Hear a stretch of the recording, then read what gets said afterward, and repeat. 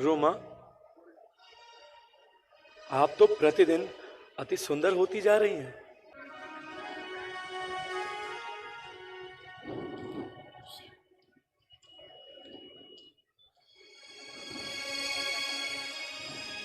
युद्धम देहि,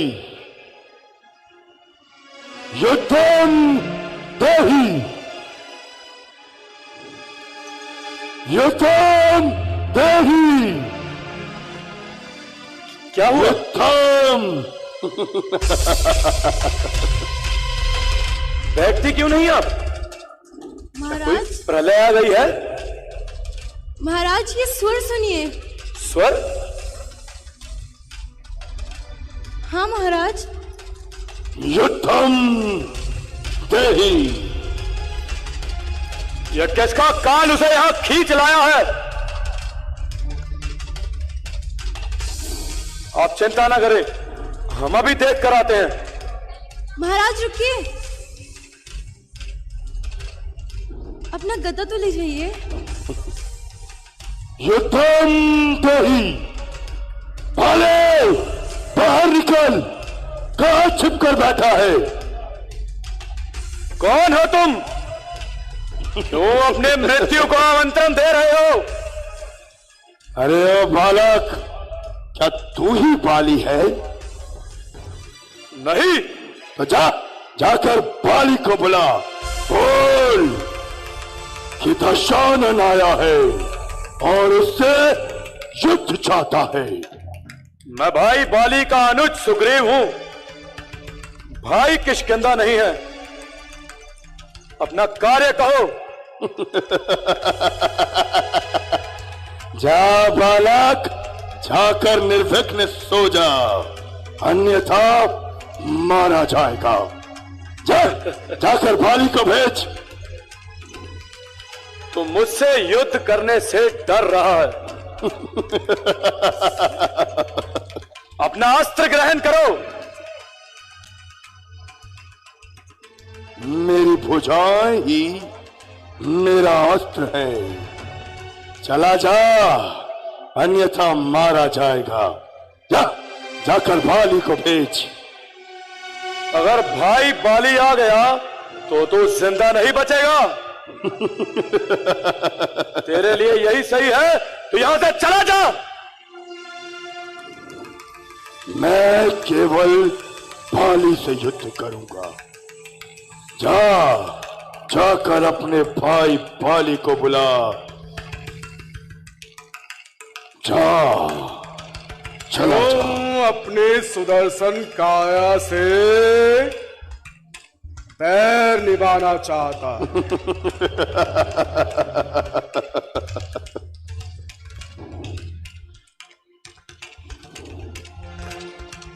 देखने से तो तू किसी श्रेष्ठ कुल का प्रतीत होता है। उन्नत ललाट,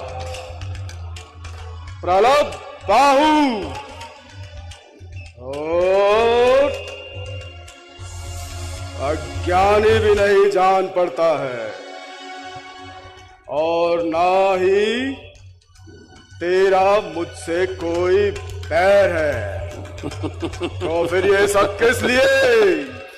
क्या यूं ही शब्दों के बाण चलाता रहेगा? उठा, शस्त्र उठा और युद्ध कर। क्यों अपनी मृत्यु का आवाहन कर रहा है? कौन है रे तू? पहले अपना परिचय तो दे। परिचय?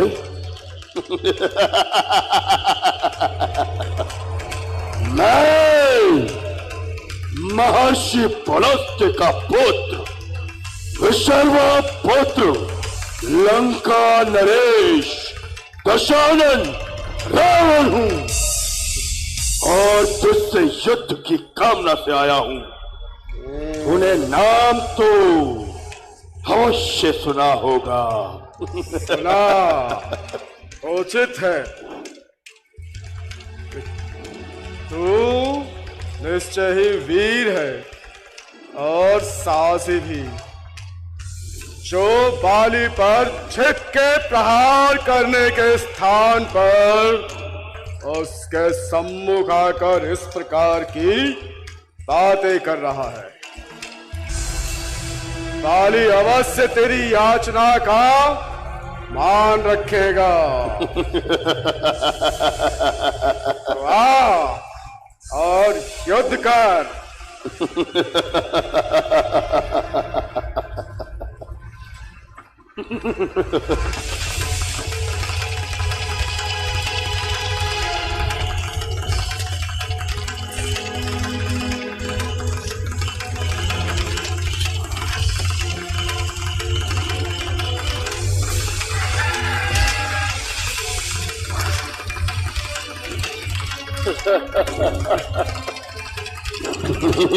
वीर है, शस्त्र में पारंगत भी, जरा अपनी भुजाओं का बल तो दिखा। हाँ, मल्ल युद्ध कर।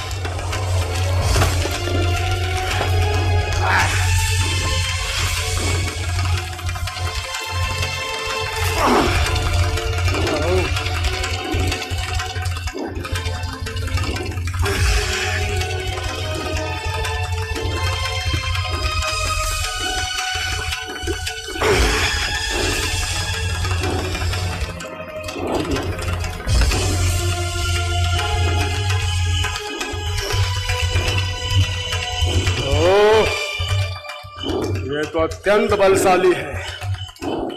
मुझे अपनी शक्तियों का प्रयोग करना होगा। ओम ब्रह्मदेवा।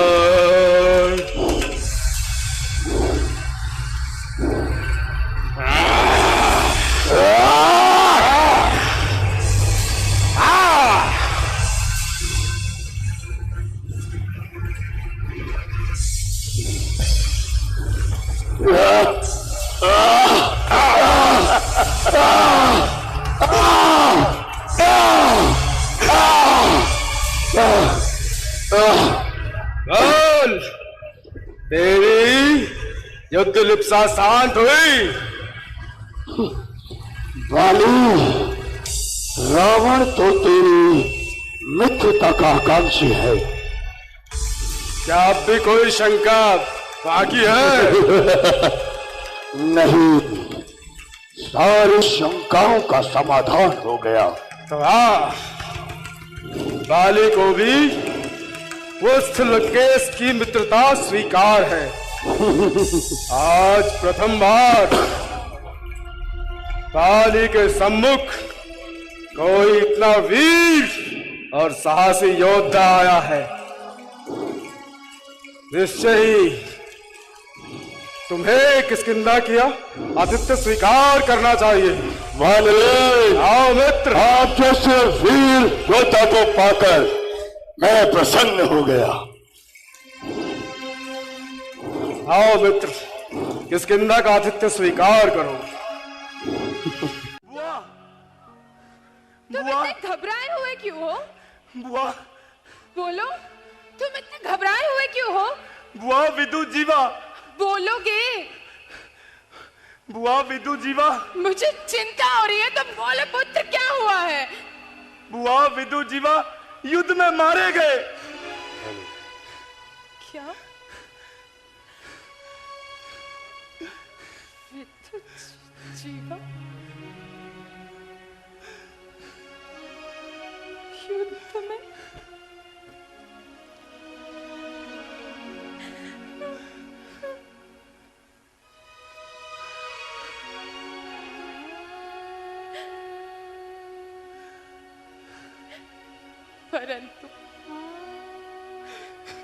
परंतु ये कार्य किस दुष्ट ने किया है?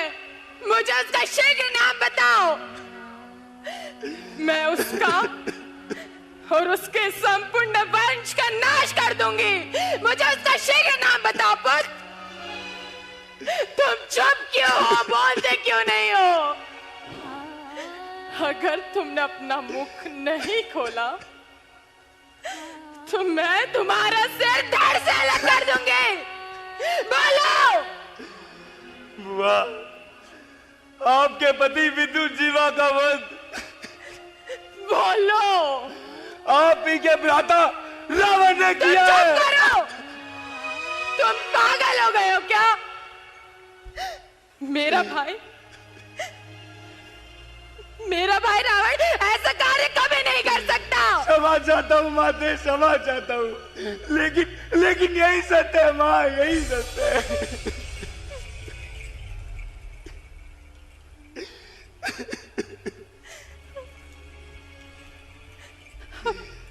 अपने ही पति का वध अपने ही भाई के हाथों। आखिर किस बात का प्रतिशोध लिया है भैया रावण ने? अपने ही बहन का सुहाग उजाड़ डाला।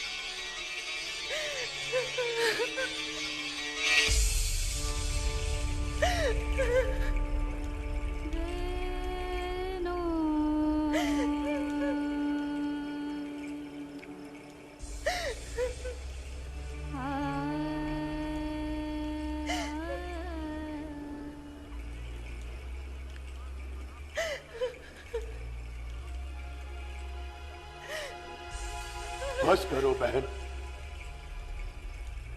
कब तक अपने अश्रुओं को ऐसे ही बहाती रहोगी? जो हो गया सो हो गया। क्या अपने भ्राता को क्षमा नहीं करोगी? मुझसे भूल हुई स्वरूपते, मुझे क्षमा करो।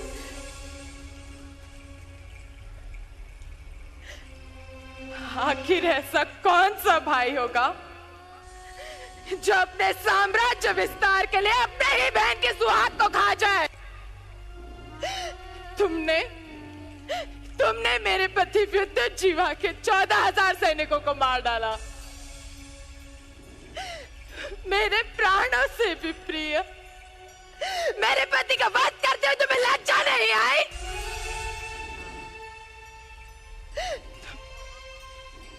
तुम मेरे पिता तुल्य हो ना? अपने बहनों की रक्षा करने की अपेक्षा उनका वध कर डाला।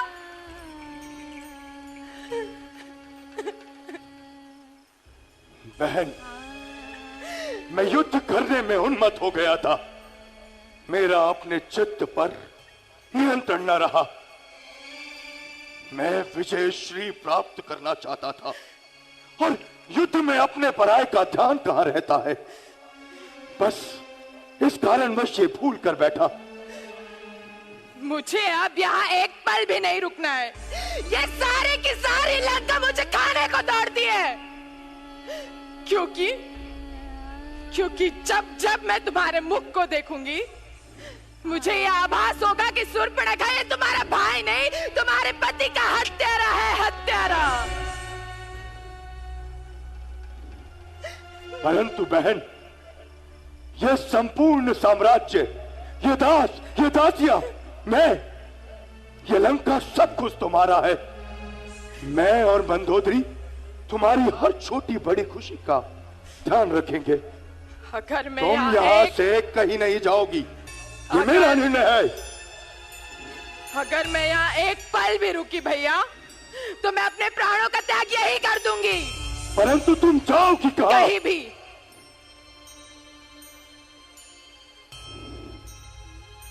ठीक है, यदि तुम जाना ही चाहती हो और तुमने निश्चय कर ही लिया है तो दंडक वन में चली जाओ। वहां पर खरदूषण और त्रिशला की सम्राज्ञी कहलाओगी। उन साम्राज्य को संभालना।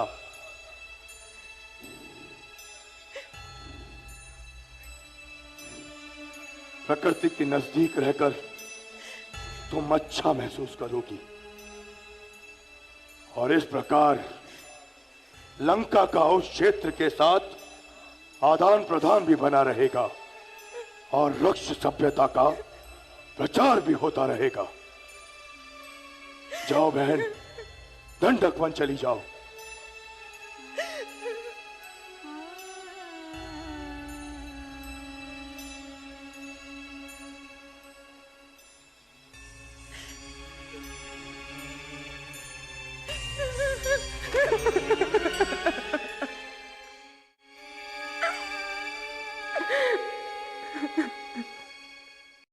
ये स्थान कभी जन स्थान कहलाता था, जिस पर दंड का शासन था। एक दिन दंड को मृग्या के दौरान अरुजा सुंदरी मिली। दंड ने उस पर बल प्रयोग किया।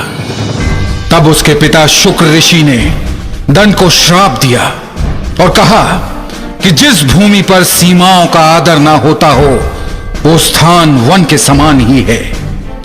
ये स्थान आंधी भरे तूफानों से नष्ट हो जाए। दंड स्थान की सुंदरता का कोई अंश ना रहे। तब इस स्थान ने भयंकर वन रूप ले लिया। बड़े बड़े साहसी वीर भी इसमें प्रवेश नहीं कर सकते।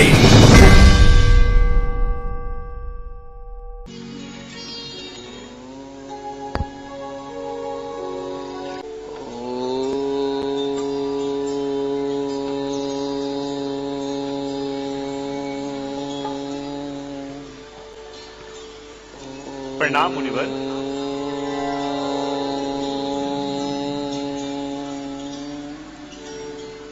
मुनिवर, मैं अयोध्या नरेश राजा दशरथ का पुत्र राम अपनी भार्या सीता और लक्ष्मण सहित आपके दर्शनों के लिए आया हूं।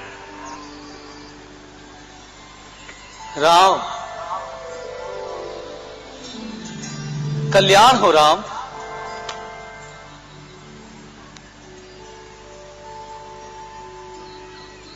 अनुसुईया, अनुसुईया, देवी अनुसुईया। हाँ हाँ, क्या हुआ मुनिवर? देखो तो जरा द्वार पर कौन आया है। ये दशरथ नंदन राम के साथ में उनकी पत्नी जनक नंदिनी सीता और साथ में छोटे भाई लक्ष्मण। लक्ष्मण? देवी, आज हम धन्य हो गए। देवी, विदेह नंदिनी सीता को सत्कार पूर्वक हृदय से लगाओ।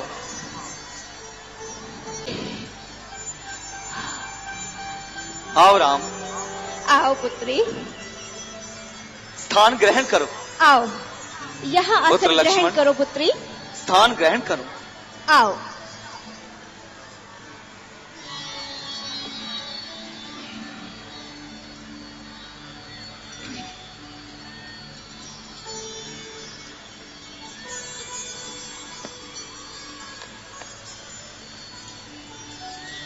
राम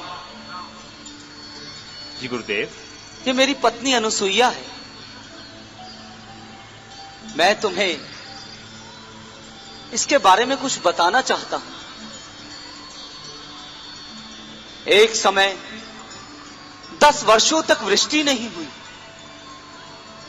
तब सारा जगत दुख के सागर में डूब गया। तब धर्मपरायण अनुसुईया ने कठोर नियमों का पालन करते हुए उग्र तप किया और उनके तप के प्रभाव के कारण यहां फल फूल उत्पन्न हुए। और मंदाकिनी की पवित्र धारा बही और अनुसुईया के तप के प्रभाव से समस्त ऋषि मुनियों के विघ्नों का निवारण हुआ। जी गुरुदेव, देवी अनुसुईया हमारी मां की तरह है। ये संपूर्ण प्राणियों में वंदनीय तपस्विनी है। राम, आज तुम दोनों भाई हमारी कुटिया में आए हो, हम धन्य हो गए। मैं तुम्हारे लिए कुछ भोजन पान का कर देती हूँ बंधुगण। आओ पुत्री।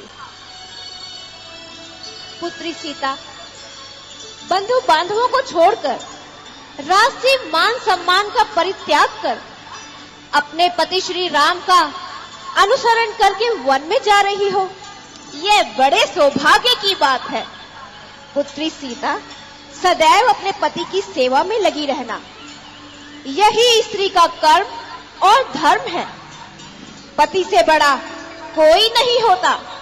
जो स्त्री अपने पति की मान सम्मान आदर भाव नहीं करती है, उस स्त्री को सदा अपयश ही मिलता है। सत्य कहा माता। पुत्री, सदा सती धर्म का ही पालन करना, सुख में दुख में पति का अनुसरण करते हुए उनकी सदा सेवा करना, तुम्हें सुयश मिलेगा पुत्री।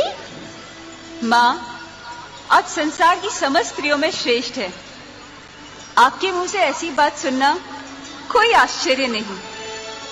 आपने सत्य कहा, नारी का सर्वस्व पति ही है। मेरे पति रघुनाथ अपने माता पिता की सेवा करने वाले, मेरी तो सारी दुनिया उन्हीं में है। पुत्री, तुम्हारे विचार सुनकर मुझे बड़ा संतोष हुआ। बताओ, मैं तुम्हारे लिए कौन सा प्रिय कार्य करूं पुत्री? माँ, आपने अपने वचनों द्वारा ही मुझे सब कुछ दे दिया। आप अपना आशीर्वाद दीजिए।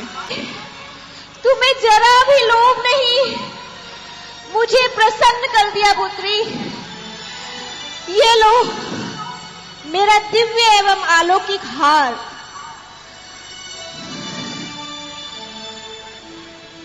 ये वस्त्राभूषण, ये तुम्हारी सुंदरता को बनाए रखेंगे पुत्री।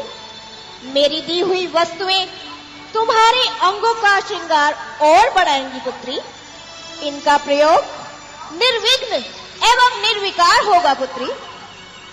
धन्यवाद माँ। जुग जुग जियो।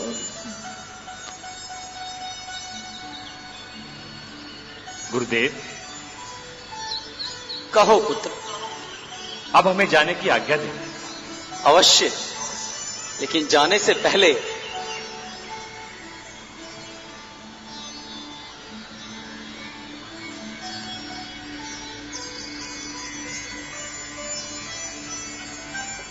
मैं तुम्हें यह दिव्यास्त्र प्रदान करता हूं राम।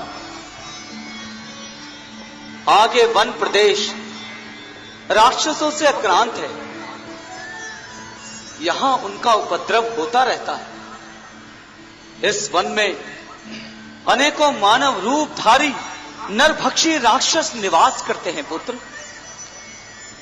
मुनिवर, मुझे राक्षसों से कोई भय नहीं है। आप अपना आशीर्वाद प्रदान करें। राम, मुझे पूर्ण विश्वास है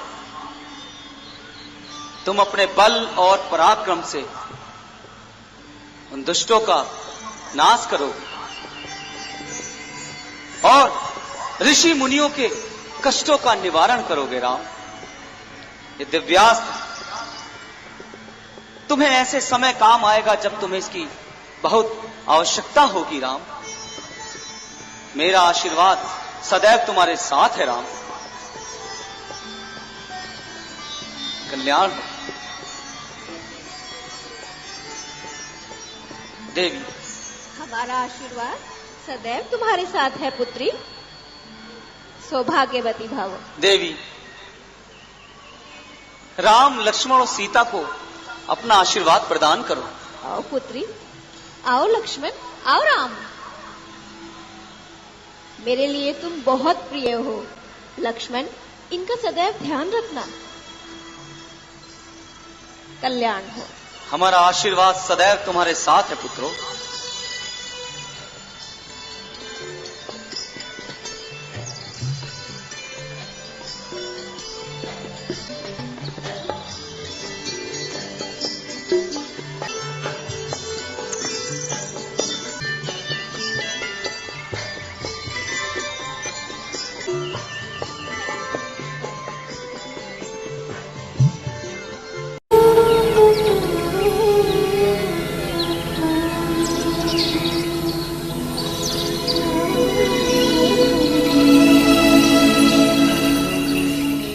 आगे राम अनुज पुनि पाछे,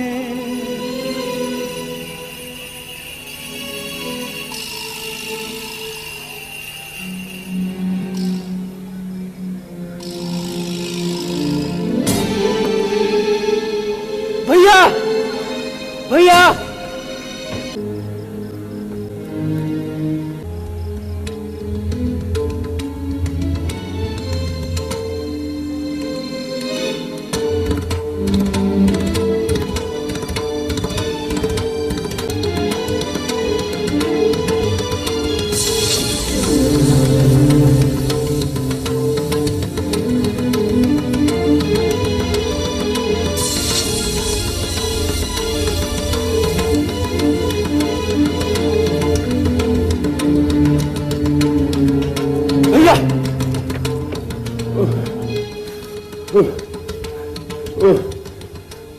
कौन हो तुम कौन हो? मैं इस दंडक वन का स्वामी हूँ। कौन हो तुम? कहां से आए हो? हम अयोध्या के रघुवंशी हैं, राजा दशरथ के पुत्र राम हूं। जब राक्षस का पुत्र हूँ, इस भूमंडल के समस्त राक्षस मुझे विराट के नाम से जानते हैं। राक्षस, आज हम दोनों तेरा वध करेंगे। भाग जाओ।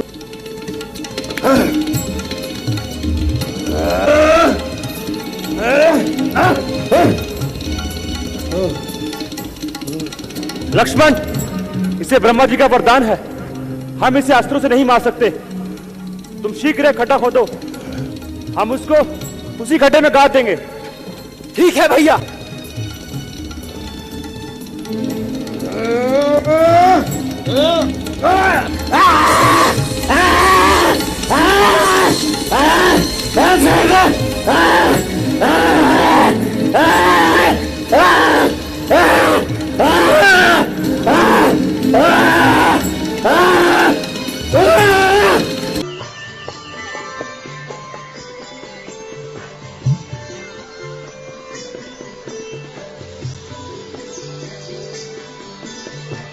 राम श्री राम जय जय राम श्री राम जय जय राम श्री राम जय जय राम। तीक्ष्ण,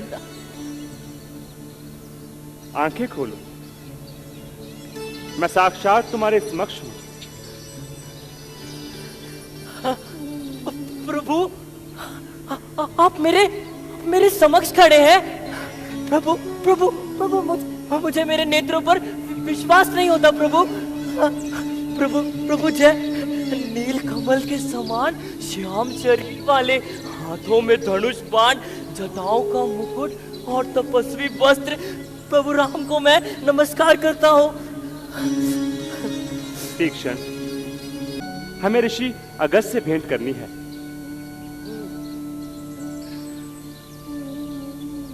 क्या हुआ, कोई संशय है? नहीं नहीं प्रभु, कोई संकोच, मैं तो बस। कोई बात नहीं, आप चलिए।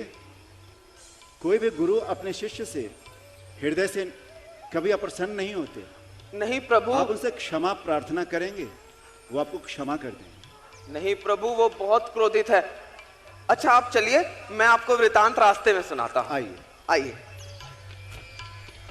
तो प्रभु ऐसा हुआ कि आइए प्रभु आइए। एक बार ऋषिवर, इधर प्रभु, ऋषिवर ने मुझे ठाकुर जी की मूर्ति दी। वो खुद स्नान करने जा रहे थे, तो उन्होंने कहा कि ठाकुर जी को नहला लाओ। मैं ठाकुर जी की मूर्ति को लिया और बढ़ चला वन। और फिर मैं ऐसे ही आगे बढ़ता रहा और प्रभु मुझे भूख लगी थी, बहुत जोर की भूख लगी थी। सुबह से कुछ अन्न भी ग्रहण नहीं किया था, तो मुझे भूख लगी थी और मैं ठाकुर जी की मूर्ति लेके आगे जा रहा था। रास्ते में मुझे एक जामुन का वृक्ष दिखा। प्रभु गोल गोल काले काले मीठे मीठे जामुन, और मुझे भूख लगी थी।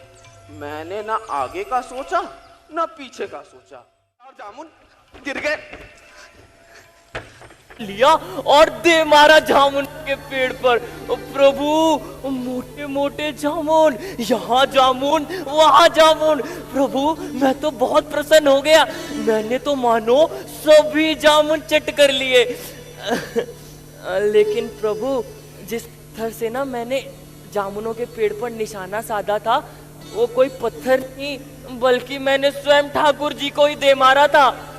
प्रभु वहां से वो सीधा गए नदी में और मेरे हाथों में सिर्फ उनके वस्त्र ही रह गए थे। प्रभु जब कोई उपाय नहीं सूझा तो मैंने एक मोटे से जामुन को लिया और उन्हीं के वस्त्र पहनाकर, उन्हीं का रूप देकर, उन्हीं के सिंहासन पर बिठा दिया और ले गया अगस्त जी के आश्रम में। प्रभु जब आश्रम में गया तो गुरु जी ने जब उनके वस्त्र हटाए तो देखा जामुन के रूप में ठाकुर जी की गुठली अलग और छिलका अलग। प्रभु मैं तो बहुत घबरा गया था। और फिर गुरु जी ने मुझसे कहा कि जब तक ठाकुर जी तुम्हारे साथ ना हो तब तक आश्रम में कदम मत रखना। प्रभु मैं तब से यहीं इसी वन में भटक रहा हूँ, परंतु आज तो ठाकुर जी, ठाकुराइन जी और स्वयं छोटे ठाकुर मेरे साथ हैं। अब तो गुरुजी मुझसे कुछ भी नहीं कहेंगे। प्रभु अब मेरे साथ आइए, इस ओर आइए प्रभु आइए। अब गुरुजी मुझे कुछ भी नहीं कहेंगे, मैं वापस आश्रम में जा सकता हूँ। आप मेरे साथ आइए प्रभु, आइए इस ओर। अब संग प्रभु जाऊं गुरु पाही, तुम कहाँ नाथ निहोरा नाही। देखी कृपा निधि मुनि चतुराई, लिए संग बिहसे दो भाई। पंथ कहत निज भगति अनुपा, मुनि आश्रम पहुँचे सिर भूपा। लक्ष्मण हाँ भैया, वो देखो महर्षि अगस्त के तेज से किस प्रकार उनकी कुटिया प्रकाशमान हो रही है। अगम पर्वतम स्तंभति इति अगस्त्य, जो अपने कदमों से पर्वत को स्तंभित कर दे वो अगस्त है। इनके दर्शन करना अर्थात साक्षात महादेव के दर्शन करना है। और ये आज हमारा सौभाग्य है कि हमें इनके दर्शन प्राप्त करने का अवसर मिला।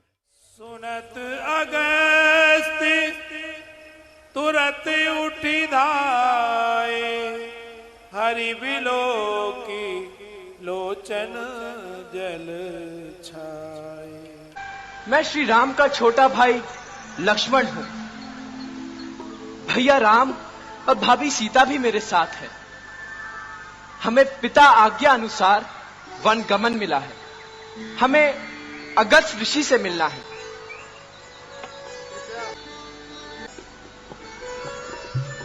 क्या कहा? राम और लक्ष्मण हमारे दर्शन करना चाहते हैं? ये तो बड़े ही सौभाग्य की बात है। मेरी भी अभिलाषा है कि वो मेरे आश्रम में पधारें। जाओ उन्हें सह सम्मान लेके आओ। हे महर्षि अगस्त, दशरथ पुत्र राम अपने अनुज लक्ष्मण और अपनी भार्या सहित आपका चरण वंदन करता है। आओ हे चार लोक के स्वामी, महारथी, धर्म का पालन करने वाले, आपका स्वागत है मेरे इस आश्रम में। प्रभु प्रभु मैं फिर से क्षमा कर दीजिए। प्रभु रघुनंदन को मैं ही लेकर आया हूं।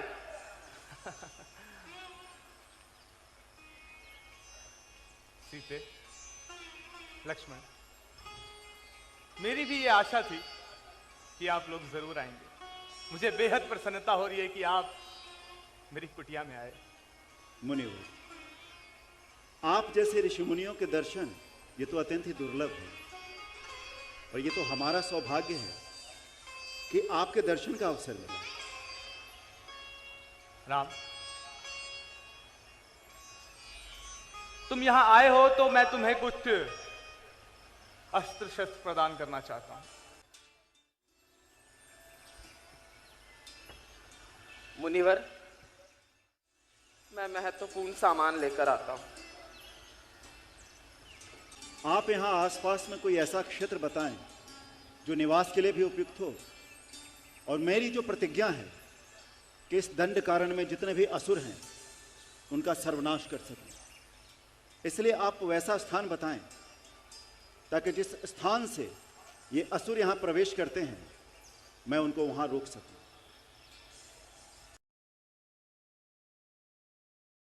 हे पुरुषश्रेष्ठ, इस वन में सिंह और राक्षसों का आतंक है। मैं तुम्हें कुछ दिव्य अस्त्र प्रदान करना चाहता हूं।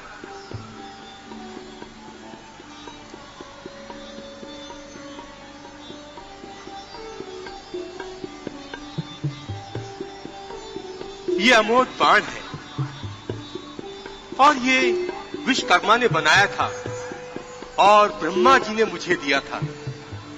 मैं इसे तुम्हें सौंपता हूं।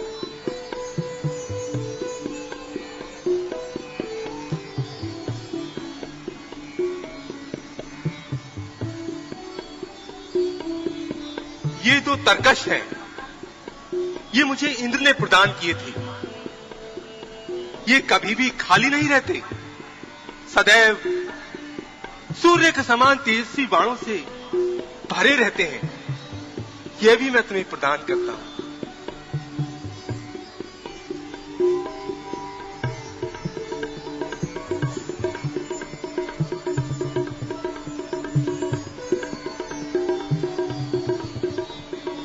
ये तलवार राक्षसों का नाश करने के लिए है।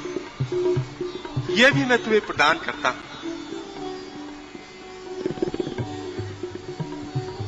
लक्ष्मण, तुम्हें राम के साथ देखकर बहुत ही प्रसन्नता हुई। हे जनक नंदिनी सीता, तुम राम के साथ वनों में कष्ट सह रही हो, देखकर सुखद लगा। हे तात, यहां से 2 योजन की दूरी पर रमणीय नाम का पंचवटी स्थान है। वो बड़ा ही रमणीय स्थल है। वहां पर कंद मूल फल और जल की व्यवस्था है। आप वहां विश्राम कर सकते हैं। आप यहां से 2 योजन की दूरी पर जाएंगे तो आपको एक बड़ा बरगद का वृक्ष मिलेगा। उसके आगे एक मैदानी भाग है। वहां उसको पार करेंगे तो एक ऊंचा पर्वत है। बस उसी पर्वत के समीप ही पंचवटी नाम का ये स्थान है। आप वहां पर विश्राम कर सकते हैं। गुरुदेव, आप धन्य हैं। अब हमें जाने की आज्ञा दें।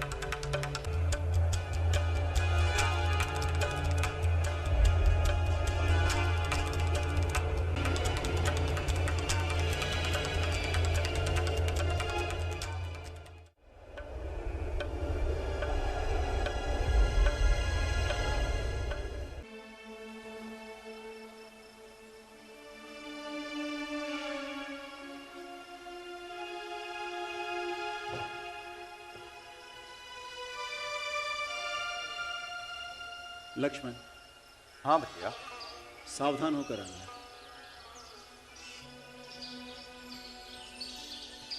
यह स्थान राक्षसों से भरा हुआ है। नरभक्षी असुर किसी भी दिशा से हम पर आक्रमण कर सकते हैं। भैया सावधान, मुझे ये कोई मायावी पक्षी नजर आता। मैं अभी अपने तीखे बाणों से इसका नहीं कर। ठहर जाओ लक्ष्मण, ठहर जाओ। तुम कौन हो? तुम्हारा आगमन कहां से हुआ?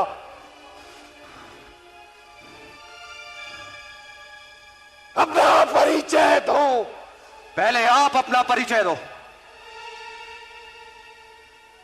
मैं पंचवटी प्रदेश में विचरण करने वाला जटायु पक्षी हूं। हे जटायु, मैं अयोध्यापति महाराज दशरथ का पुत्र राम हूं। दशरथ पुत्र? हाँ। मेरे सखा, मेरे मित्र दशरथ के पुत्र। पुत्र, इनका भी परिचय दो।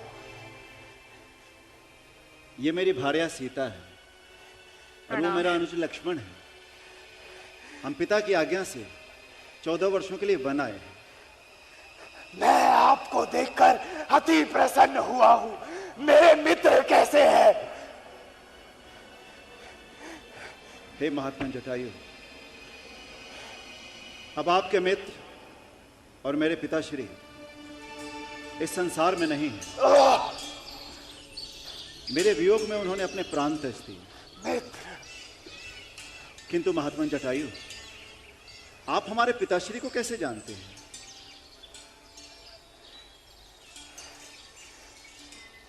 बात तब की है जब तुम्हारे पिता और मेरे परम मित्र दशरथ युवावस्था में थे।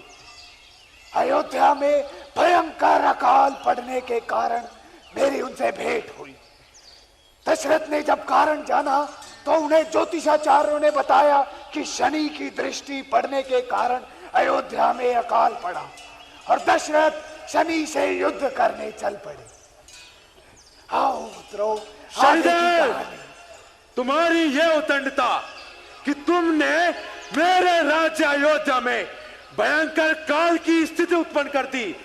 तुम्हें मुझसे युद्ध करना होगा।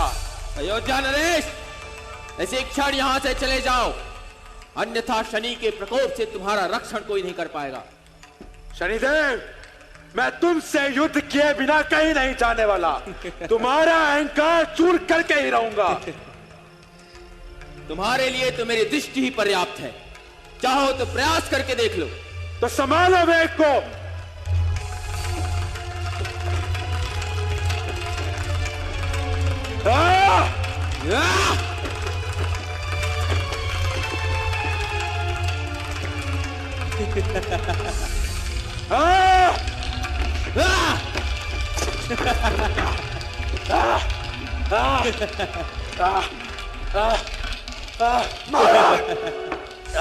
हे युवक, तुम कौन हो और तुम्हारी ये दशा किसने?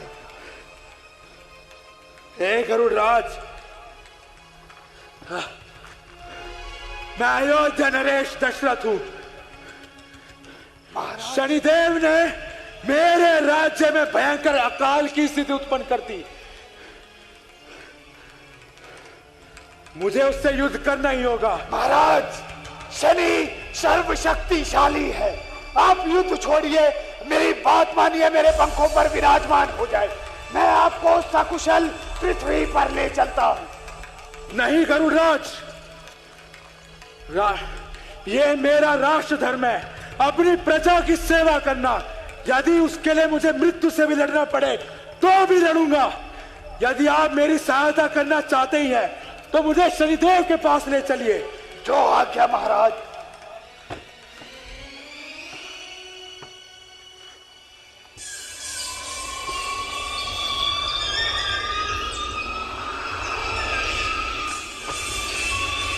शनिदेव, मैं दोबारा तुमसे युद्ध करने आया हूं।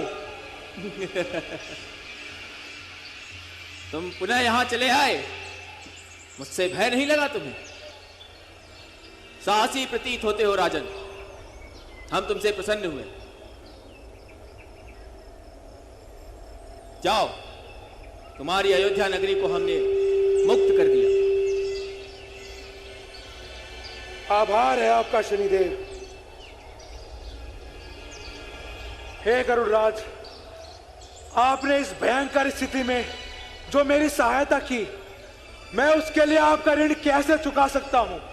महाराज, ये कहकर मुझे लज्जित ना करे महाराज। यदि फिर भी आप मेरे लिए कुछ करना ही चाहते हैं तो मुझे अपनी मित्रता में बांध ले महाराज। अवश्य गरुड़राज। और एक और विनती है महाराज आपसे। कहिए गरुड़राज। जब आपके घर पुत्र हो तो वो जटायु पुत्र के नाम से जाना जाए। अवश्य मित्र, ऐसा ही होगा। जटायु धन्य हो गया महाराज। आइए, मैं आपको पृथ्वी पर छोड़ देता हूं।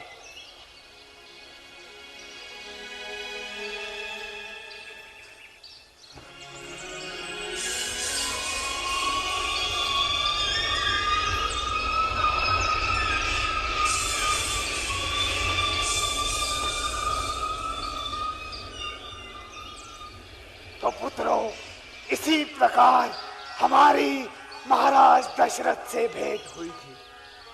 हे महात्मन जटायु, आपके मुख से पिताश्री की कथा सुनकर हृदय गदगद हो गया। ऐसा लग रहा है जैसे आपके रूप में साक्षात हमारे पिताश्री के दर्शन हो गए। जटायु धन्य हो गया। पुत्रों, दशरथ की छवि तुम्हारे अंदर दिखाई देती है। अब कहिए, यहां आने का प्रयोजन बताइए। हे महात्मन जटायु, हमें महर्षि अगस्त्य ने बताया था कि पंचवटी नामक कोई स्थान है जो रहने के लिए उपयुक्त है और असुरों को वहां से रखकर रोका जा सकता है। इसलिए आप मुझे पंचवटी क्षेत्र की ओर ले चलिए। तुम बहुत ही ठीक ठिकाने पर आए हो राम। आओ, हम तुम्हें कुटिया के लिए उत्तम स्थान दिखा देते हैं। आओ पुत्रों।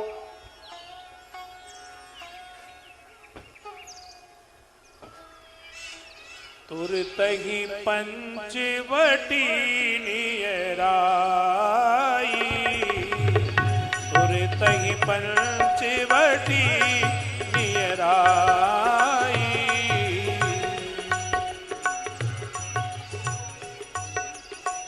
अति उत्तम, अति उत्तम। सीते, जी स्वामी। ये ऊंचे ऊंचे वृक्ष,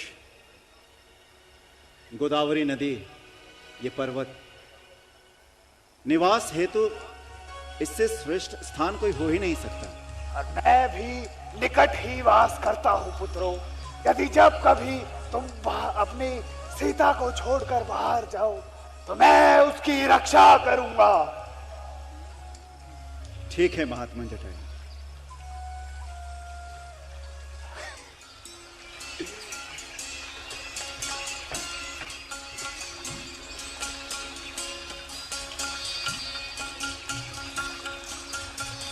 चारु चंद्र की चंचल किरणें खेल रही है जल थल में।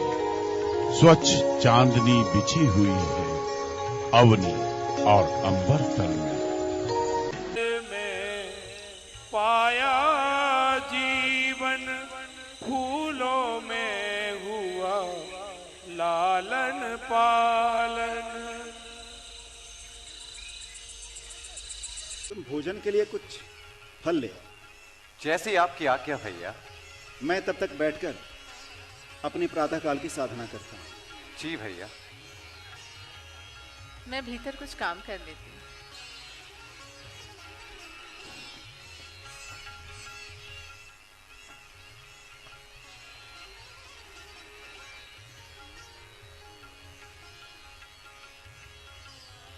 नमः शिवाय। ओम नमः शिवाय। सुपर्णखा, सुंदर काले बाल, चमकती हुई आंखें, एक निराला सा व्यक्तित्व, रानी के समान गरिमा, पिघलते हुए स्वर्ण का सारंग, भव्य आकर्षण से ओतप्रोत, जिसका नाम वज्रमणि था। रावण, कुंभकर्ण और विभीषण की इकलौती बहन, प्यार से जिसे भाई सुपर्णखा कहते हैं।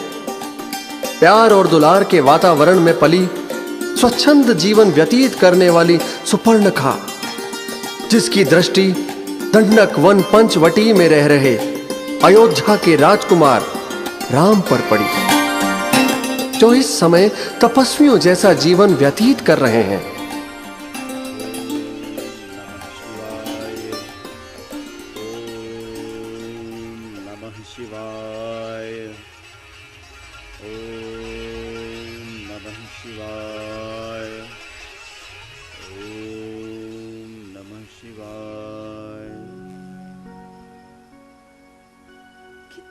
सुंदर वन है ये। भैया रावण ने तो मुझे बहुत ही सुंदर स्थान पर भेजा है।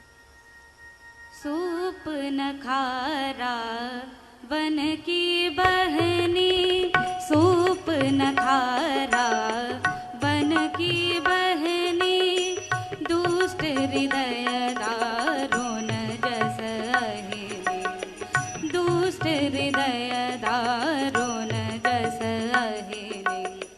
पंचवटी सो गई एक बारा, पंचवटी सो गई एक बारा, देखी बिकल भई जुगल कुमारा, देखी बिकल भई जुगल कुमारा।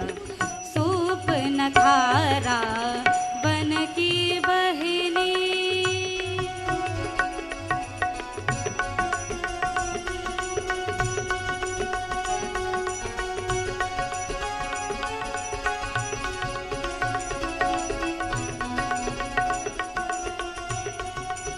तन देर न धीम धीम तन देर न, तन देर न धीम धीम तन देर न, तन देर न धीम धीम तन देर, तन देर न धीम धीम तन देर न, तन देर न धीम धीम तन देर न, तन देर न धीम धीम तन देर। सूप नखारा वन की बहनी। हे सुंदर पुरुष, तपस्वी वेश में और सिर पर जटा धारण किए, कौन हो तुम?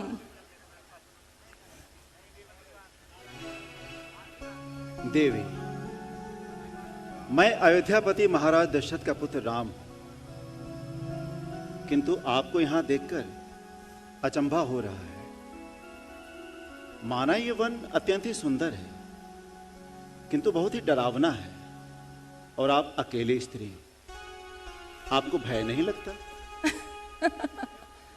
हाँ, ये वन भयानक तो है ही, परंतु ये पंचवटी क्षेत्र दंडक वन का सबसे सुंदर स्थान है राम। प्रकृति ने अपनी सारी छटा यही बिखेर दी है, परंतु आपको भय करने की कोई चिंता नहीं होनी चाहिए। यहाँ के पशु पक्षी, सारे जीव जंतु सभी मेरे दास हैं, और मैं इस दंडक वन की स्वामिनी हूं। उचित है देवी, किंतु देवी आपने अपना परिचय नहीं दिया।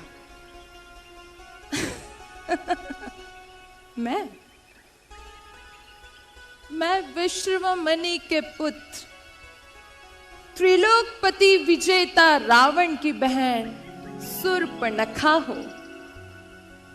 धर्मात्मा विभीषण और बलशाली कुंभकर्ण की बहन शूर्पणखा। परंतु आप इस दंडक वन में? हाँ देवी, अपने पिता की आज्ञा को निभाने के लिए हम 14 वर्षों के लिए वन आए हैं। मेरे साथ मेरा अनुज लक्ष्मण और मेरी भार्या सीता भी है। और जब आप इस दंडक वन की स्वामिनी हैं, तो हम आपसे एक विनती करना चाहते हैं। वनवास के 13 वर्ष की अवधि पूर्ण हो चुकी है, 1 वर्ष शेष है।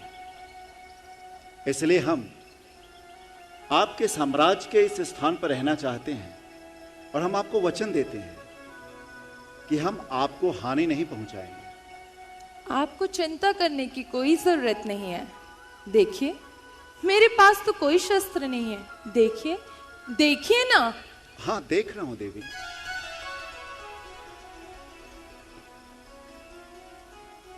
अब आप तो इस शूर्पणखा के साम्राज्य के अतिथि है राम। आपको भय की कोई चिंता नहीं होनी चाहिए। नहीं, भय नहीं है देवी। अभी तो यहां जितने असुर से हम मिले, सबों से युद्ध करना पड़ा। आप पहले ऐसी असुर हैं जो इतना प्रेम पूर्वक हमसे वार्तालाप कर रही हैं। राम, कुछ कहना चाहती हैं आप? एक बात कहूं? अवश्य देवी। तुम पर मेरा काम भाव आ गया है। हे तपस्वी, तुमने मेरे हृदय में अपना स्थान बना लिया है। मैं तुम्हें चाहती हूँ राम। क्या तुम मुझे नहीं चाहते? देवी, ये आपके अपने मन के भाव हैं, किंतु मैं आपका यह प्रस्ताव स्वीकार नहीं कर सकता क्योंकि मैं विवाहित हूं।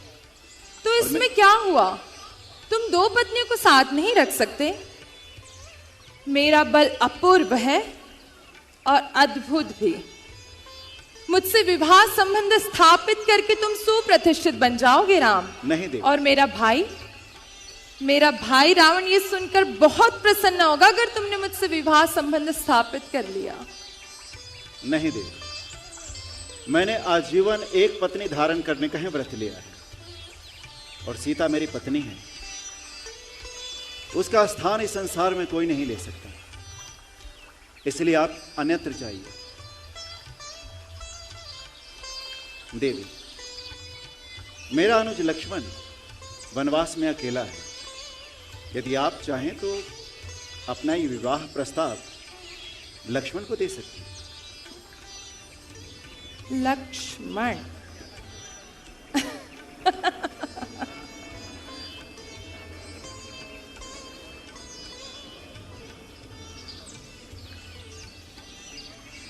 लक्ष्मण,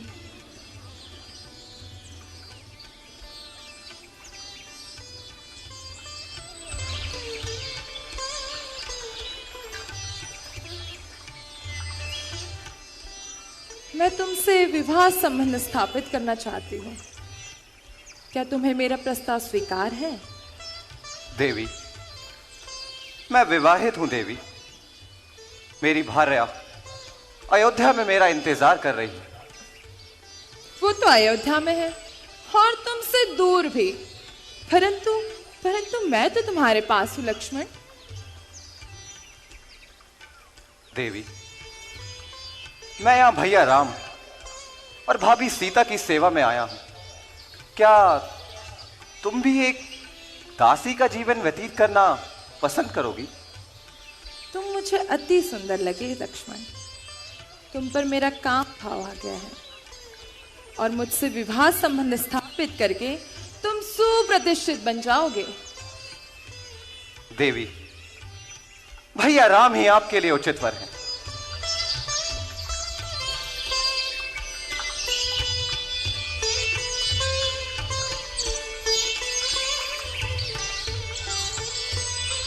राम, तुम्हारा छोटा भाई तो बहुत ही निष्ठुर है। वो तो मेरी बात ही नहीं मान रहा। तुम ही मेरी बात मान लो, मुझसे विवाह कर लो। देवी, मैं आपसे पहले ही कह चुका हूं, मैं विवाहित हूं। आपके इस प्रस्ताव को मैं स्वीकार नहीं कर सकता। आप धर्मपथ से मत भटकिए और जाइए। राम, मैं तुमसे यहां शिक्षा ग्रहण करने नहीं आई हूं, अपना विवाह का प्रस्ताव लेकर आई हूं। देवी, आप जितनी स्वच्छंद हैं, स्वतंत्र हैं कि आपके लिए मैं उपयुक्त वर हो ही नहीं सकता। आप घर जाइए, अपने घर वालों को यह कार्य करने दीजिए। वर ढूंढने का काम उनका होता है। लक्ष्मण, मैं पुनः तुम्हें एक अवसर दे रही हूं, मुझसे विवाह संबंध स्थापित कर लो। फिर तुम्हें इस प्रकार से पशुओं की भांति जीवन व्यतीत नहीं करना पड़ेगा। देवी, मेरे लिए प्रलोभन व्यर्थ है देवी। तो इसमें अनुचित क्या है? देवी, एक बार कहा ना नहीं, मेरे क्रोध को और मत भड़काओ देवी। राम, मैं तुमसे आखिरी बार पूछ रही हूं, क्या तुम्हें मेरा विवाह प्रस्ताव स्वीकार है? देवी, कदाचित आपको मेरी बातें असत्य प्रतीत हो रही हैं। मैं विवाहित हूं। मैं आपको अपनी भार्या से मिलवाता हूं। सीते, कुटिया से बाहर आई। एक अतिथि आई हैं, आपसे मिलना चाहती हैं। यह है मेरी भार्या, मेरी सीता। प्रणाम।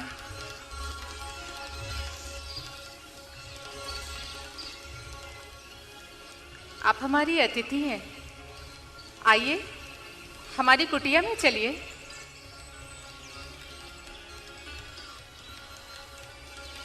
ओह, तो ये सब इस स्त्री की वजह से हो रहा है। ये दोनों के दोनों मेरा तिरस्कार कर रहे हैं। मुझ जैसी रूपवान और गुणवान स्त्री का तिरस्कार कर रहे हैं। मैं लगता है मैं इसे समाप्त कर दूंगी।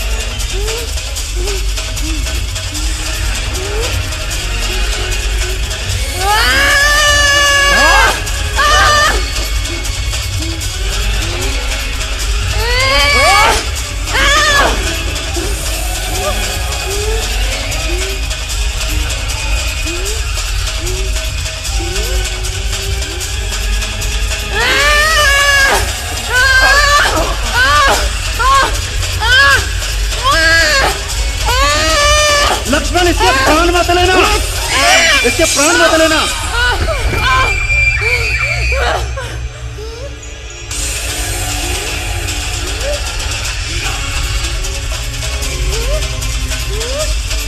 Ah!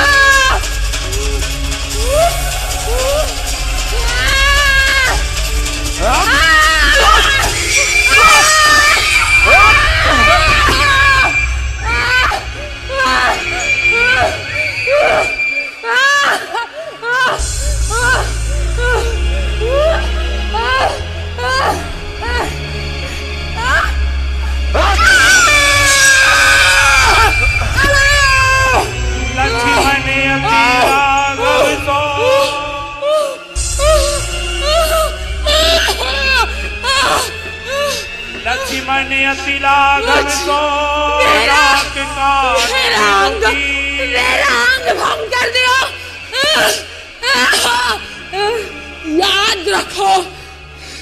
याद रखो दोनों तपस्वियों, तुम्हें इसका दंड अवश्य मिलेगा, अवश्य मिलेगा।